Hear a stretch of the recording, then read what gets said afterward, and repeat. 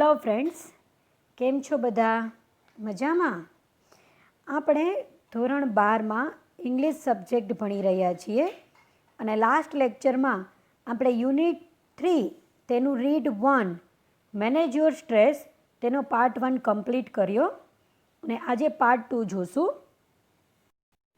મિત્રો, આપણે લાસ્ટ લેક્ચરમાં વાત કરી કે આપણો જે સ્ટ્રેસ છે, તણાવ છે, તેને કાબૂમાં રાખવા માટે થોડી એક્સરસાઇઝ અમુક આપેલી છે. ત્યાં સુધી આપણે છેલ્લે વાત કરેલી હતી અને આપણે લાસ્ટમાં જોયું કે કેવી રીતે આપણું માઇન્ડ, ઇમોશન્સ અને બોડી એકબીજા સાથે સંકળાયેલા છે અને લાસ્ટમાં આપણે એક્સરસાઇઝ સુધી વાત કરેલી હતી. તો જોઈએ, ત્યાંથી સ્ટાર્ટ કરીએ. When tasks and pressures start building up, જ્યારે કામનું દબાણ છે તે બિલ્ડિંગ અપ એટલે વધવાની શરૂઆત થઈ જાય, the mind can sometimes go into overthinking and you come to the thought, I wish there was a switch in my head that I could flick and turn off all the thoughts going around in my mind. અને શું વાત કરે છે કે the mind can sometimes go into overthinking. જ્યારે બહુ બધું વધારે પડતું કામનું દબાણ આવી જાય ત્યારે ઘણી બધી વખત આપણું મન છે તે વધારે પડતું ઓવર થિંકિંગ કરવા માંડે, એટલે વિચારોની માત્રા વધી જાય. And you come to the thought, અને તમે એ વિચારો ઉપર આવી જાઓ કે I wish there was a switch in my head, કે હું એવી વિશ રાખું છું કે મારા માઇન્ડમાં કદાચ મારા હેડમાં કદાચ કોઈ સ્વિચ હોત that I could flick and turn off all the thoughts going around in my mind, કે જેને હું ફટાફટ એક જ ઝાટકે બંધ કરી શકત અને મારા મનમાં ચાલતા બધા વિચારો છે તેને હું એ સમયે જ સ્ટોપ કરી શકત. It is not that easy. આ બધી વસ્તુઓ એટલી બધી સરળ નથી. There is a technique to help yourself during the problem of overthinking. નીચે થોડીક ટેકનિક આપેલી છે, પ્રયુક્તિઓ આપેલી છે કે જ્યારે વધારે પડતું થિંકિંગ વધી જાય, ઓવર થિંકિંગ વધી જાય તો તેને અટકાવવા માટે શું કરવું. એટલે મિત્રો, ઘણી બધી વખત માણસો વિચારોએ ચડી જતા હોય છે. કામનું દબાણ વધી જાય અથવા કોઈ પ્રેશર વધી જાય તો આવા સમયે વધારે પડતા વિચારો છે એ પણ માણસને કામ કરતાની પહેલાં થકવી દેતા હોય છે. તો આવા વિચારો જ્યારે આવે છે ત્યારે શું કરવું જોઈએ? સે to your self repeatedly during the day. તમારી જાતને દિવસ દરમિયાન રિપીટેડલી વારંવાર કહેતા રહો. શું કહેવાનું છે? I have no expectations and I will deal with whatever happens when it happens. Expectation એટલે મારી કોઈ ઈચ્છાઓ, આકાંક્ષાઓ, અપેક્ષાઓ નથી. મારે કોઈ અપેક્ષાઓ નથી અને હું જે તે પરિસ્થિતિનો જે તે સમયે સામનો કરી લઈશ. એટલે મિત્રો, ઘણી બધી વખત કામ કર્યાની પહેલાં જ અમુક વખતે થાક લાગી જાય છે. વિચારીને માણસો એટલા બધા થાકી જાય છે. કામ એટલા બધા સામે પડેલા હોય તો વિચારીને થાકી જાય છે કે ઓહો, આજે તો મારે અસાઇનમેન્ટ સબમિટ કરવાના છે, આટલા ચેપ્ટર લખવાના છે, સ્કૂલે જવાનું છે. તો વિચારીને જ માણસ એટલો થાકી જાય છે લખતા પહેલાં જ. એટલે આખા દિવસ દરમિયાન તમારી જાતને કહેતા રહો કે મારી કોઈ અપેક્ષાઓ નથી, જે પણ કાંઈ જે સમયે જે થશે તે જોવાઈ જશે. આગળ શું વાત કરે છે? When you think about a stressful day that lies in front of you, your thoughts run approximately like this. Oh my God, I have so much to do. I must do X and Y and Z, and after that A and B needs to get sorted out as well. I don't know how I am going to do it all. I won't even have time to eat. કે છે કે when you think about a stressful day, જ્યારે તમે એવું વિચારો છો કે તમારો દિવસ બહુ બધો સ્ટ્રેસવાળો છે, તણાવથી ભરેલો છે, lies in front of you, એવો તમને વિચાર કરો છો. યોર થોટ્સ રન એપ્રોક્સિમેટલી એટલે અંદાજિત, કદાચિત. એપ્રોક્સિમેટલી એટલે અંદાજિત, કદાચિત. તો ત્યારે તમારા વિચારો કદાચિત આવી રીતે ચાલતા હશે. ઓ માય ગોડ, ઓ મારા ભગવાન, I have so much to do. મારે તો હજી કેટલું બધું કામ કરવાનું બાકી છે. I must do X and Y and Z and after that A and B. મારે તો હજી એક્સ કામ બાકી છે, વાય બાકી છે, ઝેડ બાકી છે. ધેટ મીન્સ કે મારે ઘણા બધા કામ બાકી છે. A and B needs to get sorted out as well. અને સાથે સાથે મારે A અને B કામ પણ આજે ને આજે sorted out કરવાનું છે, એટલે કે કમ્પ્લીટ કરવાનું છે. એટલે ઘણી બધી વખત વિચારોમાં ને વિચારોમાં માણસ પડ્યો રહે છે. મેં કીધું ને કે સ્કૂલે જવાનું છે, અસાઇનમેન્ટ કમ્પ્લીટ કરવાના છે, ઘરે આવવાનું છે, આજે હોમવર્ક કમ્પ્લીટ કરવાનું છે, ત્યારબાદ રીડિંગ કરવા બેસવાનું છે. ઓ માય ગોડ, આટલા બધા કામ બાકી છે. તો આવું બધું વિચારીને કામ આવતા પહેલાં જ માણસ થાકી જાય છે. I don't know how I am going to do it all. I want even have time to it. અને હું પોતે નથી જાણતો કે હું તે બધું કેવી રીતે કરવાનો છું. ઇવન મારી પાસે ઇટ એટલે કે જમવાનો પણ પૂરતો સમય નહીં હોય. આગળ જોઈએ શું વાત કરે છે. Basically the day hasn't even started. અને ખરી રીતે તો હજી દિવસની શરૂઆત પણ નથી થઈ. But you are already in a tease. Tease એટલે અસ્વસ્થ. અને તમે પહેલેથી જ વધારે પડતા અસ્વસ્થ થઈ જાઓ છો. What is happening is that your mind is racing ahead of you. અને વાસ્તવિકતામાં એવું થઈ રહ્યું છે કે તમારું દિમાગ તમારી સામે ઘણી બધી અટકળો અગાઉથી જ નક્કી કરી લે છે. એન્ટિસિપેટિંગ એટલે અગાઉથી ધારી લેવું, અગાઉથી નક્કી કરી લેવું. How tired and stressed you will feel once you have completed all the task ahead. અને એક વખત તમે આ બધા કામ પતાવી લેશો પછી તમે કેટલી હદે થાકી જવાના છો અને કેટલી હદે સ્ટ્રેસમાં હશો તેવું તમારું માઇન્ડ પહેલેથી જ વિચારી લે છે. This frantic thoughts started weakening your energy and as a result you are entering into a busy day with only half of your normal energy. અને આ ફ્રેન્ટિક એટલે બે બાકડા, થોટ એટલે વિચારો, અને આજે તમારા એકદમ બે બાકડા તમને બનાવી દેતા વિચારો છે તે તમારી એનર્જીને વીકનિંગ કરી નાખે છે. વીકનિંગ કરી નાખવું એટલે નબળી પાડી દે છે. એન્ડ એઝ અ રિઝલ્ટ અને તેના પરિણામે you are entering into a busy day with only half of your normal energy. અને તમે તમારા બિઝી ડેમાં જે તમારી ખુદની એક નોર્મલ એનર્જી, રોજની જે એક એનર્જી હોય છે એના કરતાં અડધી એનર્જી સાથે પ્રવેશો છો. કારણ કે બીજી જે અડધી એનર્જી છે એ તો તમે વિચારોમાં જ ખર્ચી નાખી. ખૂબ વિચાર્યું, ઓવરથિંકિંગ કર્યું, તેના કારણે તમે અડધા તો થાકી ગયા. બીજો વિચારવાનો પણ થાક લાગે છે. then when you end up shattered at the end of day you seem to have proved that you were right all along. You had a dreadful એટલે ભયંકર, ભયાનક day and you feel physically drained. એકદમ થકાવદાર અને drain થઈ જવું એટલે થાકેલું હોવું. એટલે શું કહે છે અહીંયા આપણને કે ધેન એટલે કે ત્યારબાદ જ્યારે તમે દિવસના અંતે ખૂબ થાકી જાઓ છો ત્યારે તમને એવું લાગે છે કે તમે તો ખરેખર સાચું જ વિચારતા હતા. તમારો એ એકદમ ભયંકર ડ્રેડફુલ ડે હતો અને તમે ફિઝિકલી એટલે કે શારીરિક રીતે ડ્રેન એટલે થાકવું, તમને ખૂબ થાક અનુભવાય છે. એટલે એક્ઝેક્ટલી શું થાય છે કે વિચારીને અડધી એનર્જી સાથે જ્યારે કામ કરો છો તો સ્વાભાવિક છે કે તમારી નોર્મલ એનર્જી કરતાં અડધી એનર્જી હશે તો તમે કોઈ પણ કામમાં થાકી જશો અને તમને એવું લાગશે કે હા જો સવારે હું વિચારતી હતી કે વિચારતો હતો એ બરાબર હતું, જોયું આટલું કામ કર્યું તો મને કેટલી હદે થાક લાગ્યો.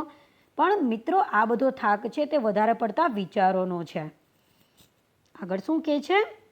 ઇન ઓર્ડર ટુ ફરીથી આવ્યું મિત્રો પ્રેસ પ્રેપોઝિશન, બરાબર, ફ્રેશ પ્રેપોઝિશન. અને ઇન ઓર્ડર ટુનો મતલબ શું થાય છે? ના હેતુથી. Have the maximum energy available at the start of a busy day. Use I have no expectations and I will deal with whatever happens when it happens.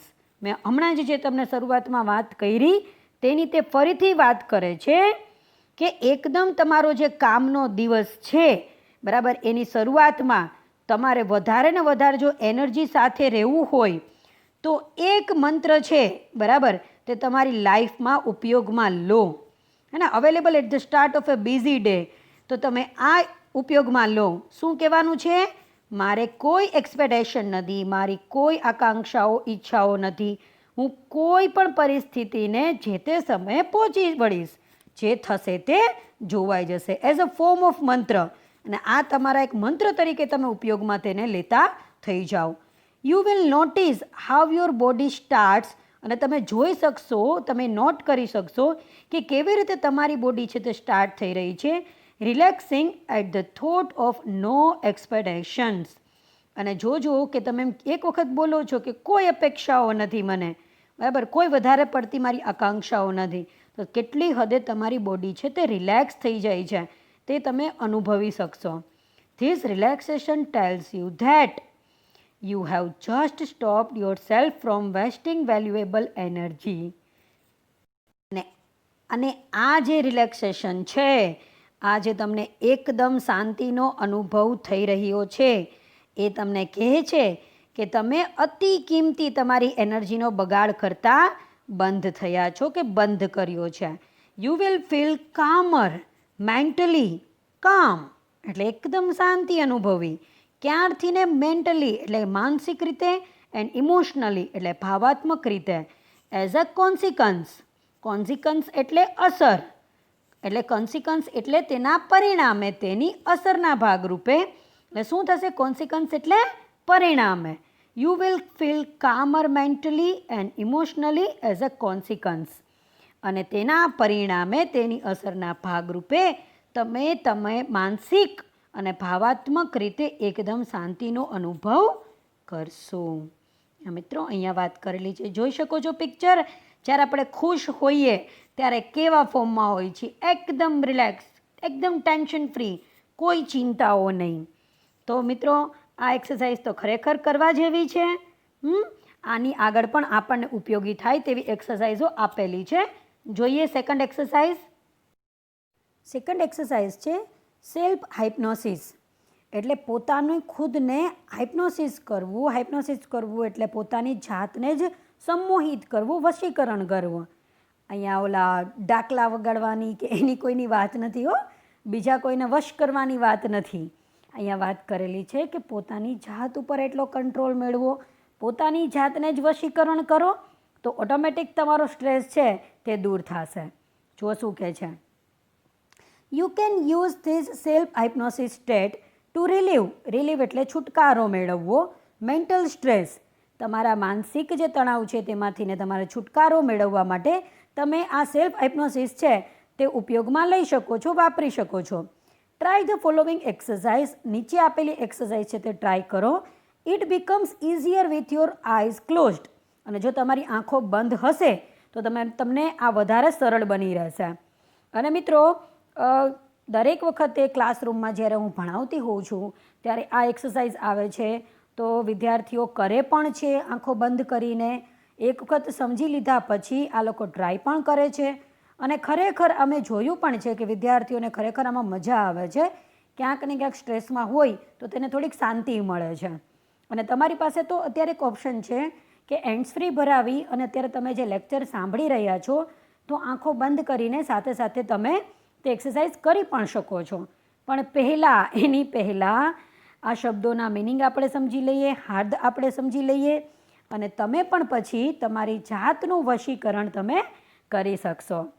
જુઓ exercise મજાની છે.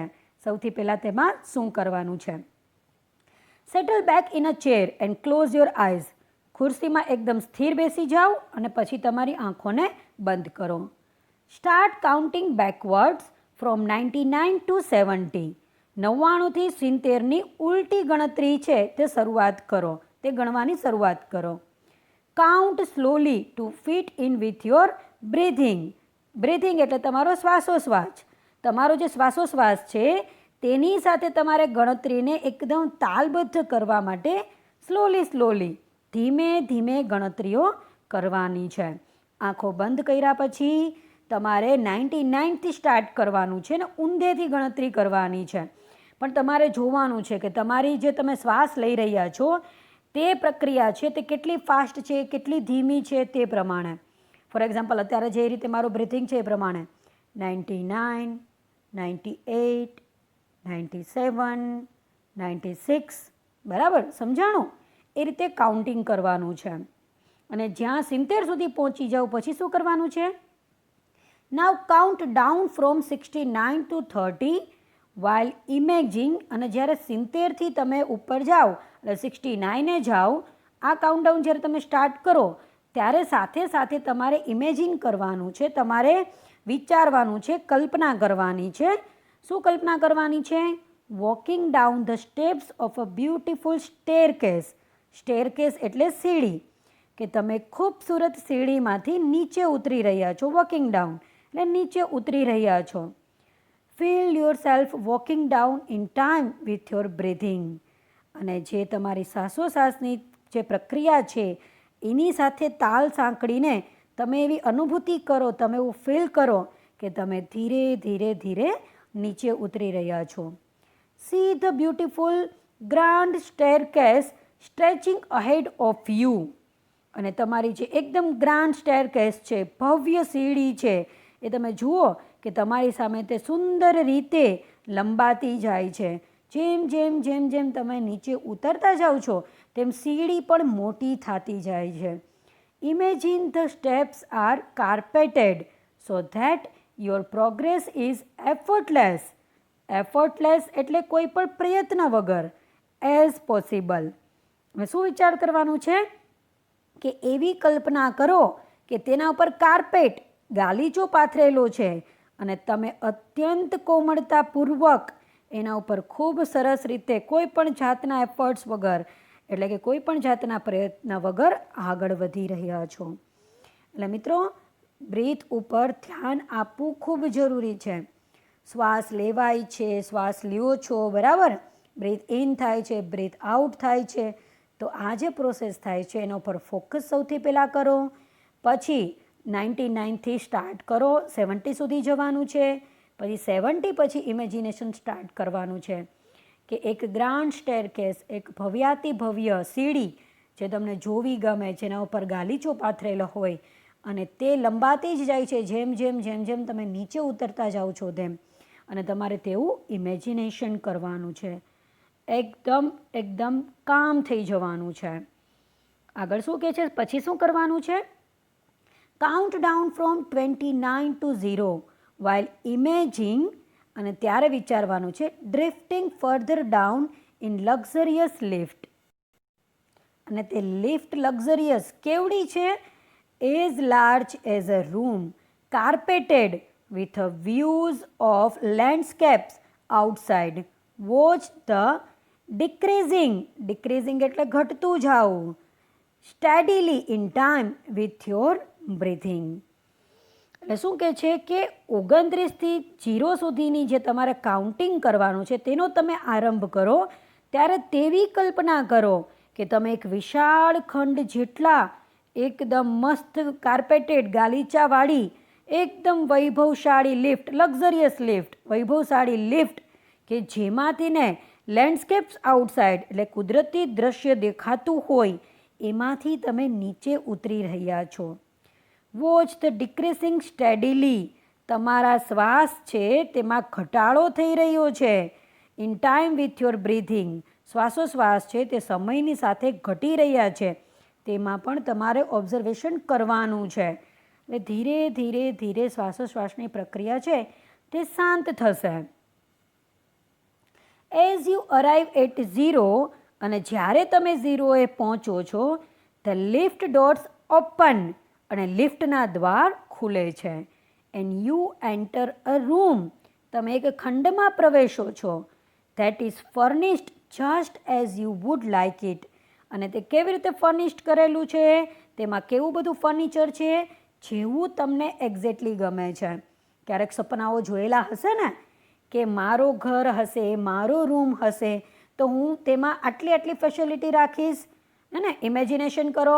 ફોર એક્ઝામ્પલ કે ભાઈ મારો room છે તો હું enter થાઉં છું તો ત્યાં એક મસ્ત સોફો છે, કાઉચ છે, તેના ઉપર હું બેસી શકું છું. સામે ખૂબ મોટી LED છે, ત્યાં મને ગમતી વિડીયો ગેમ છે, તેના રિમોટ છે. તો જેવું તમે વિચારો છો, તમારી કલ્પનાઓમાં છે તે જુઓ કે તમારો રૂમ છે તેમાં આ બધી ફેસિલિટી અવેલેબલ છે. It was all your favourite things in it. And it is totally private, અને ફક્ત તમારું પર્સનલ છે, અને ત્યાં તમને બધી ગમતી વસ્તુઓ તમારી ત્યાં પડેલી છે. ફોર એક્ઝામ્પલ, તમને એન્ડ્રોઈડ મોબાઈલનો શોખ છે, એન્ડ્રોઈડ મોબાઈલ છે, તમને એપલ મોબાઈલનો શોખ છે, એપલનો આઈફોન છે તમારી પાસે, તમને જે પણ વસ્તુઓ જોઈએ છે તે બધી જ ત્યાં અવેલેબલ છે. Find a comfortable chair in your room and settle back in it. અને એ રૂમમાં જઈ અને તમારી ખુરશી શોધો અને તેમાં તમે એકદમ આરામથી બેસી જાઓ. રિમેઇન. શું રિમેઇન કરવાનું છે? There is your imagination. અને એ યાદ રાખો, અને ત્યાં સુધી તમારી આ છે કે કલ્પનાઓ છે તેને તમે કન્ટિન્યુ રાખો. ક્યાં સુધી? Until you feel rested and refreshed, then open your eyes again.